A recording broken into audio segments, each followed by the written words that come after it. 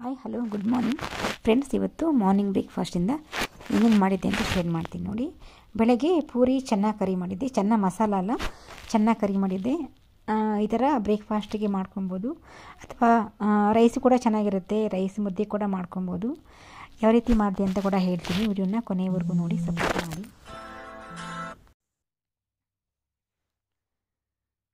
So night full ಸೋಕಿನ್ ಮಾಡಿರಬೇಕು ಚೆನ್ನಾಗಿ ಮಸಾಲ ಮಾಡೋಕ್ಕೆ.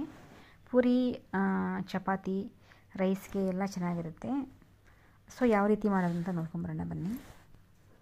ಇಲ್ಲಿ ನೋಡಿ, ಒಂದು 1/4 kg ಎಷ್ಟಿದೆ ಚೆನ್ನ. ಸೊ ವೈಟ್ ಚೆನ್ನ ನೈಟ್ ಫುಲ್ ನೆನೆಸಿದ್ದೀನಿ.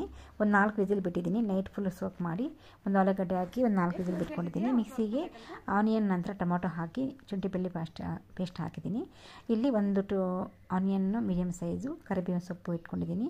1 ಟೀ ಸ್ಪೂನು ಎಣ್ಣೆ, ಒಂದು 1/4 ಟೀ ಸ್ಪೂನು ತುಪ್ಪ ಹಾಕಿ, ಸಾಸಿವೆ, ಜೀರಿಗೆ ಕೂಡ ಹಾಕ್ಕೊಬೋದು.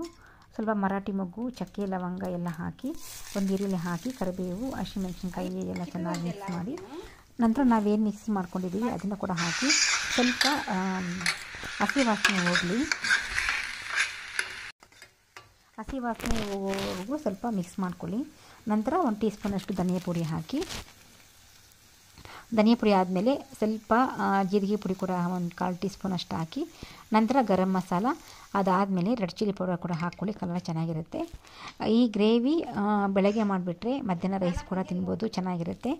ಚಪಾತಿ, ಪೂರಿ ಎಲ್ಲದಕ್ಕೂ ಒಳ್ಳೆ ಕಾಂಬಿನೇಷನ್.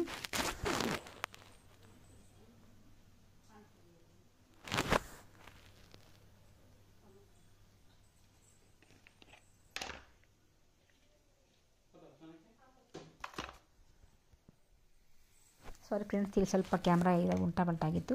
ಇಲ್ಲಿ ನೋಡಿ, ಖಾರದ ಪುಡಿ ಕೂಡ ಸ್ವಲ್ಪ ಒಂದು 1/4 ಟೀ ಸ್ಪೂನಷ್ಟು ಹಾಕಿದ್ದೀನಿ. ನಂತರ ಆಲೂಗಡ್ಡೆ ಈ ಥರ ಸ್ಮ್ಯಾಶ್ ಮಾಡ್ಕೊಂಡಿದ್ದೀನಿ ನೋಡಿ, ಸಿಪ್ಪೆ ತೆಗೆದ್ಬಿಟ್ಟು. ನಂತರ ಆಲೂಗಡ್ಡೆ ನಾವೇನು ಬೇಯಿಸ್ಕೊಂಡಿದ್ದೀವಿ, ಕಾಬೂಲ್ ಕಡಲೆ, ಇದನ್ನು ಕೂಡ ಹಾಕಿ ಚೆನ್ನಾಗಿ ಮಿಕ್ಸ್ ಮಾಡಿ, ಚೆನ್ನಾಗಿ ಬೆಂದಿರಬೇಕು. ಒಂದು 4 ವಿಸಿಲ್ ಬಿಟ್ಟರೆ ಸರಿ ಹೋಗುತ್ತೆ. ಇವಾಗ ಮಿಕ್ಸಿನಲ್ಲಿ ಸ್ವಲ್ಪ ಇತ್ತಲ್ಲ ಬಿಸಿನೀರು ಹಾಕ್ಕೊಂಡಿದ್ದೀವಿ, ಅದು ಕೂಡ ಹಾಕ್ಕೊಂಡು ಸ್ವಲ್ಪ ಸಕ್ಕರೆ ಹಾಕಿ ಟೇಸ್ಟ್ ಸೂಪರಾಗಿರುತ್ತೆ. ನಿಮ್ಗೆ ಎಷ್ಟು ಗಟ್ಟಿ ಬೇಕೋ ಅಷ್ಟರವರೆಗೂ ನೋಡಿ ಎಷ್ಟು ಚೆನ್ನಾಗಿ ತೆಗಿತಾ ಇದೆ. ಒಂದು ನ್ಯಾಚುರಲ್ ಸೌಂಡೇ ಕೊಟ್ಟಿದ್ದೀನಿ ಇಲ್ಲಿ.